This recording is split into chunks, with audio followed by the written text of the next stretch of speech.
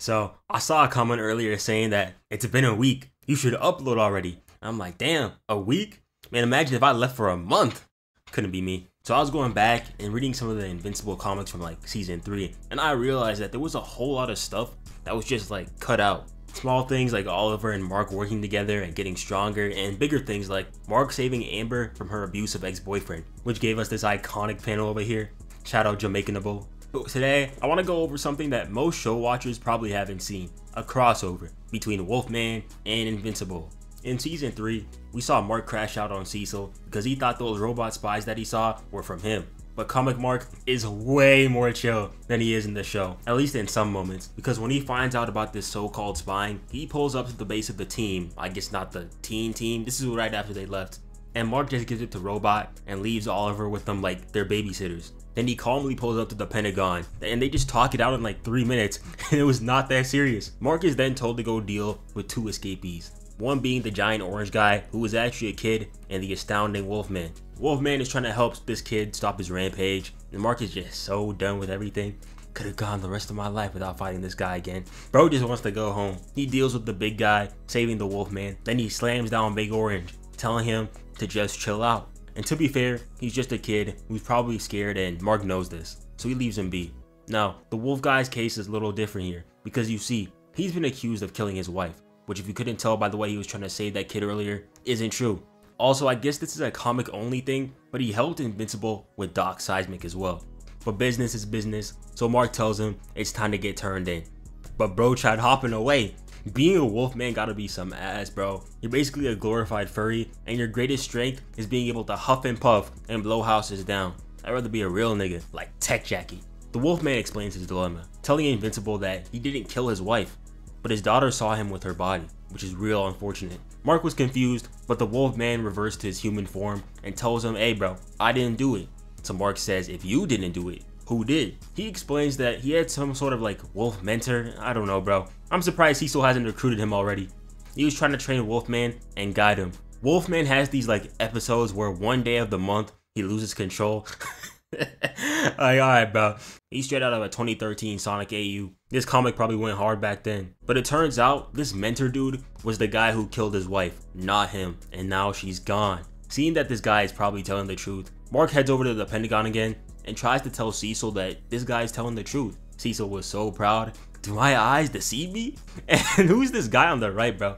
I know he's not Donald, but I see him with Cecil all the time, and he's always instigating. He just like me for real. But on the contrary, Mark is here to let Wolfman talk. Cecil was all like, tell it to a lawyer, kid. He's going to the slammer. Mark tries to tell him to reconsider, stating the fact that they let niggas like Darkwing play vigilante every day. But an innocent man who was caught up in something that he didn't commit can't do the same? Nothing I can do here, kid, said the most innovative man in the world. Cecil could find a rock on the road and have it employed the next day. Bro is just feeling lazy today. Anyway, Cecil knew that this would happen, and that's why they were meeting in the White Room, meaning that it's time to throw hands. Wolfman and Invincible fight for a little bit, but they're vastly outnumbered, and they know this. So they make their exit and their great escape. Roofers will never go out of business as long as Mark is around.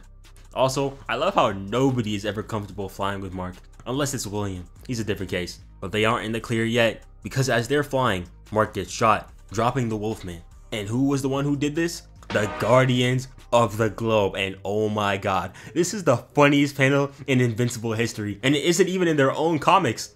Immortal out here posing on Mark like he's about to do something. Stand ready for my arrival, ass nigga, bro. Put the arms down. You're not scaring nobody. And look at the rest of them. Duplicate is posted up like she can throw hands. Black Samson doesn't even have powers. Why are you here? Shapesmith is cool, I guess. And honest to God, I didn't even see Darkwing's dark ass down there, posing with that weak ass shuriken. Don't even, bro. You didn't really think Cecil would let you go again, would you? You're in deep, Invincible. Protecting a murderer is serious business. Darkwing is right there, bruh. Are you blind? And you're old as hell. I know for a fact that you slimed out someone back in the day. Hell, you were Abraham Lincoln at one point. Took him that long to free the slaves. Fake ass superhero. And even Mark says this. You keep odd company then.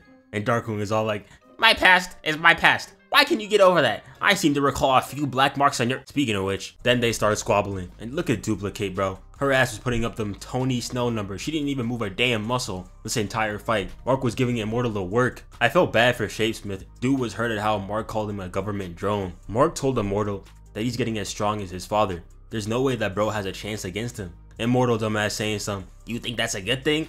Yeah, for me, not for you. One right from Invincible had his hands in the air like he just don't care. Duplicate literally hasn't done jack this entire fight besides cheerlead. Immortal, man, go do something instead of yelling. Mark stopped Darkwing for bringing Wolfman into the Shadowverse, but when Immortal came in with a down slam and he tried hitting the stare down, Mark had enough. Immortal tried to give him that spiel, that yap.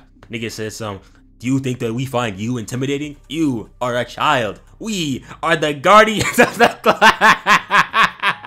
Are we serious, bro? Are we serious? Ain't nobody afraid of the Guardians of the Globe. If you're a villain and you hear the Guardians of the Globe are here, you start celebrating because you know you're about to get away with your crimes. Niggas think they actually hold any power. Nah, that's crazy. Mark absolutely disrespected them here too. Bro palmed Immortal, then used him as a bowling ball and knocked out all the Guardians. Then he sent bro blasting off again like he Team Rocky. All that talk about not being afraid of Mark just to be done like that. Crazy work. Anyway, that's it. Mark ends up leaving the Wolfman, so I don't really know what happens to him, and I don't care. Cecil did end up helping him out, so I guess it's all good. I just had to cover this, bro, because it was so stupid, bro. Who was Immortal feeling like? Genuinely. But yeah, thank y'all for watching. Depending on when you're seeing this, it might be my birthday, so yeah, enjoy the birthday present from me.